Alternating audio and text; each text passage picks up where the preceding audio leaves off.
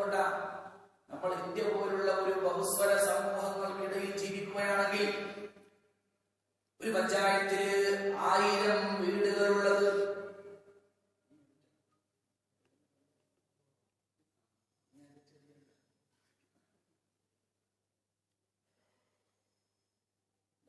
പഞ്ചായത്തിൽ 1000 വീടുകളുണ്ട്. 700 വീടും ഹിന്ദുക്കളാണ്, 200 വീട് ക്രിസ്ത്യാനികളാണ്, 100 വീട് മുസ്ലിമിന്റെ വീടുള്ളത്. അതുകൊണ്ട് വലിയ ഒരു ഭൂരിഭാഗമാണ് കൂടെയുള്ളത്. അന്യമതസ്ഥരാണ് ഭൂരിഭാഗം ആളുകളും.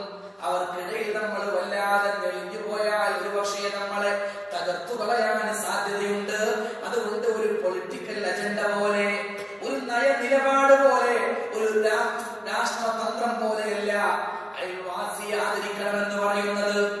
നമ്മൾ ജീവിക്കുന്നത് ഒരു തുരുത്തിലാണ്. അവിടെ ഫോണില്ല, കമ്പിയില്ല, ഒരു ബന്ധവുമില്ല, കമ്മ്യൂണിക്കേഷന്റെ ഒരു സംവിധാനങ്ങളുമില്ല. അവിടെ 1000 വീടുണ്ട്. 999 മുസ്ലിമിന്റെ വീടാണ്. അതിന്റെ ഇടയിലാണ് ഒരു കാഫിറിന്റെ വീടുള്ളത്. ഇവനെ നമ്മളെല്ലാം കൂടി കശാപ്പ് ചെയ്താൽ ലോകത്തൊരാളും അത് അറിയാൻ പോകുന്നില്ല. ആ സമയത്തും അല്ലാഹുവിന്റെ റസൂലിന്റെ വാക്കുകൾ നമ്മുടെ കൂടെയുണ്ട്.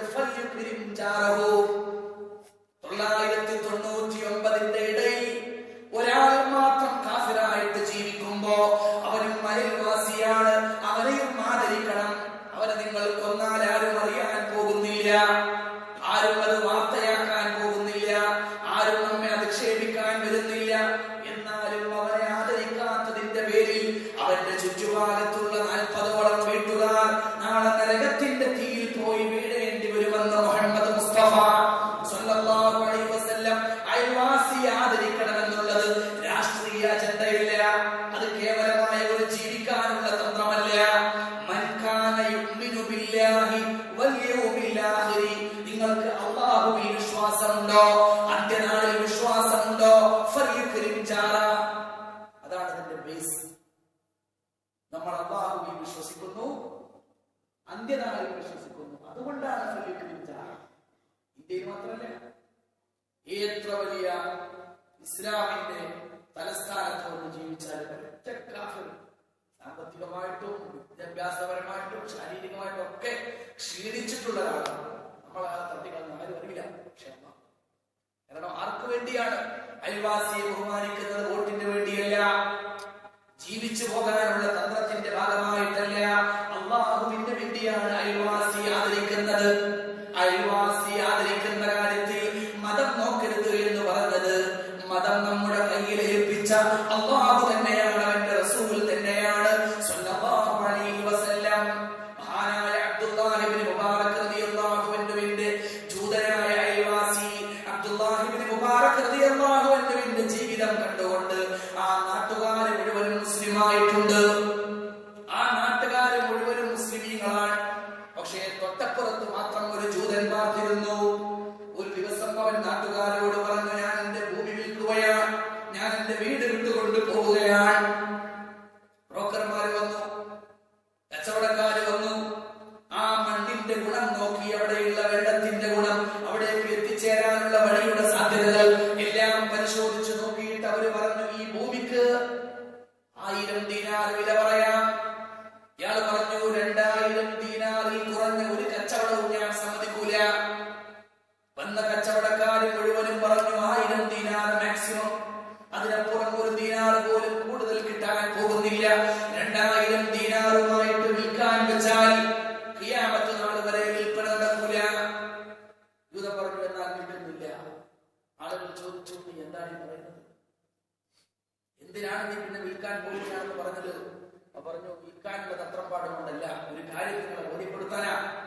എന്റെ ഭൂമിക്ക് നിങ്ങൾ പറഞ്ഞതുപോലെ, നിങ്ങൾ മതിപ്പ് കണക്കാക്കിയതുപോലെ 1000 ദീനാറെ വില വരൂ എന്ന് എനിക്കും അറിയാം, ഞാൻ സമ്മതിക്കുന്നു, എതിർപ്പില്ല.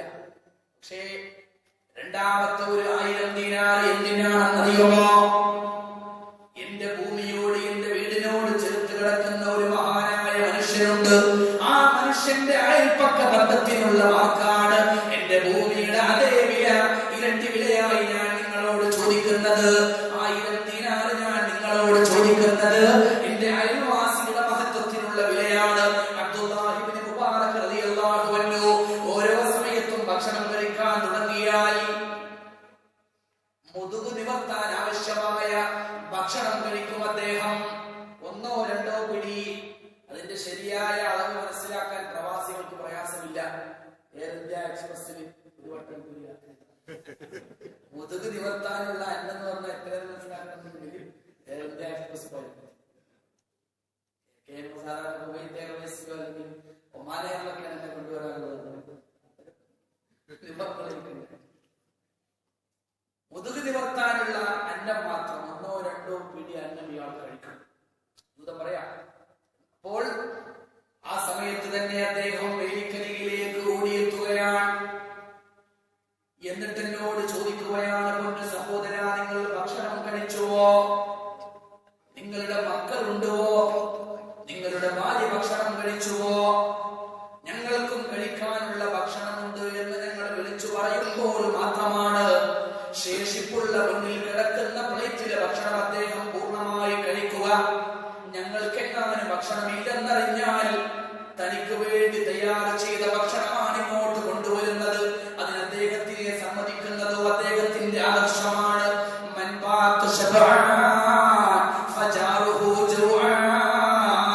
അയൽവാസി പട്ടിണി കിടക്കുമ്പോ വയർ നിറച്ചു ഉണ്ടുന്നവൻ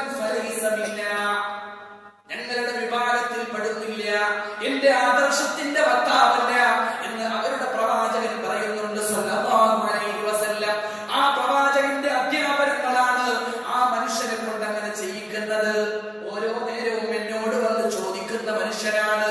ഞാൻ എവിടേക്ക് പോകുമ്പോഴും എനിക്ക് ബേജാറില്ല, എന്റെ മക്കളെ കുറിച്ചോർത്ത് എനിക്ക് ബേജാറില്ല, എന്റെ സമ്പത്തിനെ ഓർത്തുകൊണ്ട് എനിക്ക് വെപ്രാളമില്ല.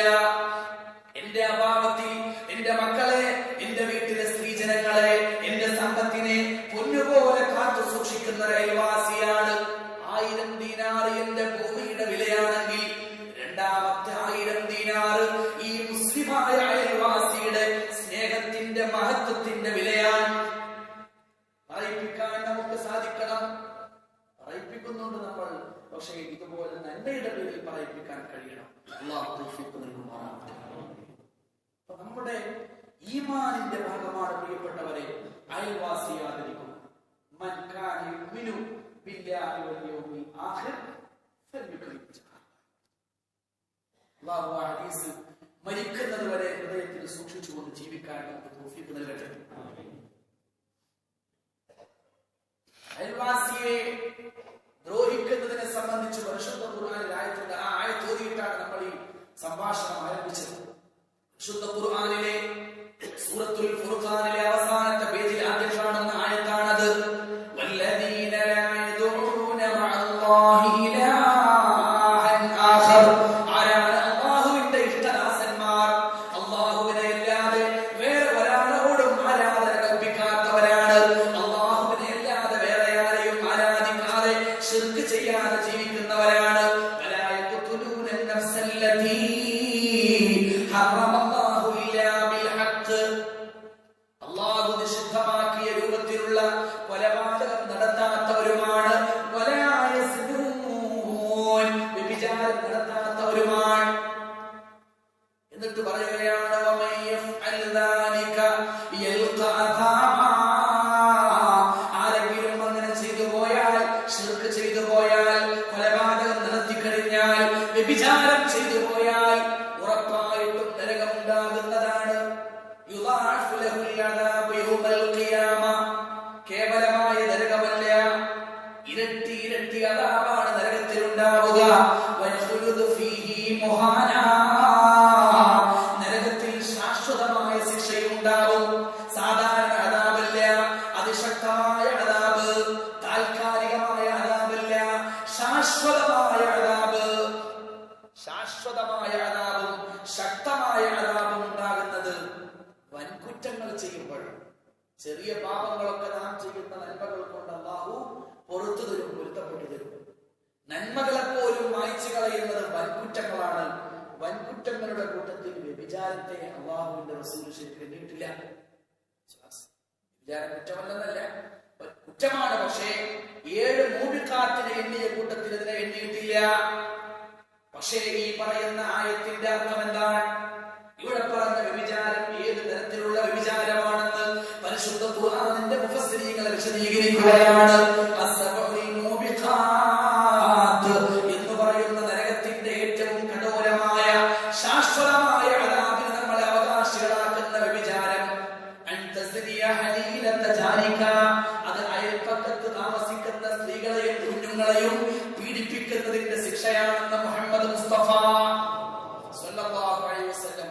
വ്യഭിചാരം കേവലമായിട്ട് തന്നെ തെറ്റാണ്. പക്ഷേ അയൽപ്പക്കത്തുള്ള സ്ത്രീകളുമായും കുഞ്ഞുങ്ങളുമായും ആ തരത്തിലുള്ള വ്യഭിചാര ബന്ധങ്ങളിൽ ഏർപ്പെടുന്നത് അത് വൻകുറ്റം തന്നെയാണ്. ശിർക്ക് പോലെ, കൊലപാതകം പോലെ, സിഹ്ർ പോലെ. ചോദിക്കപ്പെട്ടു, മാഹിയ അക്ബറുൽ കബായിർ, ഏതാണ് ഏറ്റവും വലിയ തെറ്റുകൾ? അവിടെ അന്ന് പറഞ്ഞു, അൻ തുശ്രിക ബില്ലാഹി വഹുവ ഖലഖക, നാഥനായ തമ്പുരാനോട് ശിർക്ക് കാണിക്കലാണ് ഒന്നാമത്തെ വലിയ തെറ്റ്. രണ്ടാമത്തേത് ഏതാണ് റസൂലേ?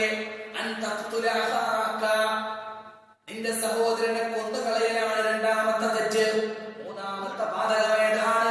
അൻ തസ്രിയ ഹനീയത ജാരിക, അയൽപക്കത്ത് താമസിക്കുന്ന സ്ത്രീകളോട് അപമര്യാദയായി പെരുമാറി അവരുമായി വ്യഭിചാരത്തിൽ ഏർപ്പെടുകയാണ് മൂന്നാമത്തെ വലിയ തെറ്റ് എന്ന് മുഹമ്മദ് റസൂലുള്ളാഹി സ്വല്ലല്ലാഹു അലൈഹി വസല്ലം. വലിയ തെറ്റ്, ശിർക്ക് പോലുള്ള തെറ്റ്, കൊലപാതകം പോലുള്ള തെറ്റ്, അയൽവാസികളായ സ്ത്രീകളോട് ചെയ്യുന്ന അപമര്യാദ. ഇതാണ് റസൂലുള്ളാഹി സ്വല്ലല്ലാഹു അലൈഹി വസല്ലമയുടെ പാഠം.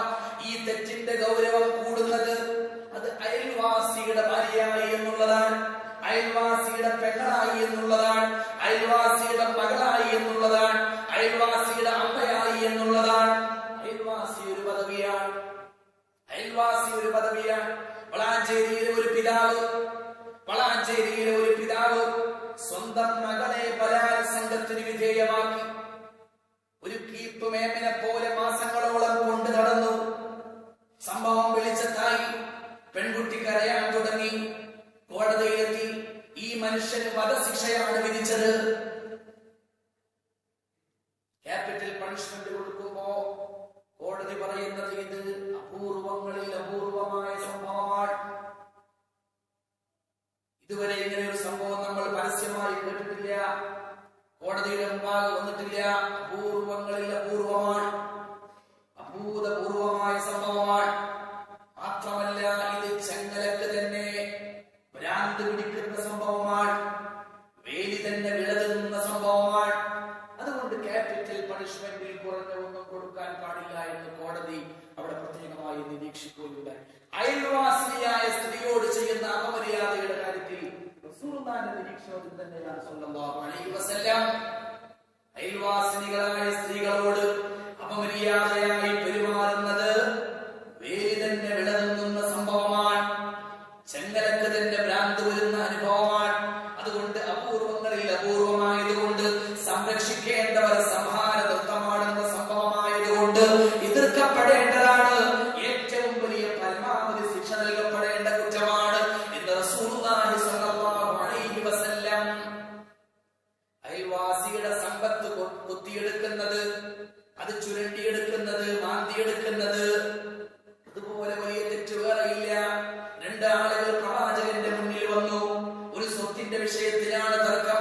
അതെന്റേതാണെന്ന് ഓരോരുത്തരും പറയുന്നു.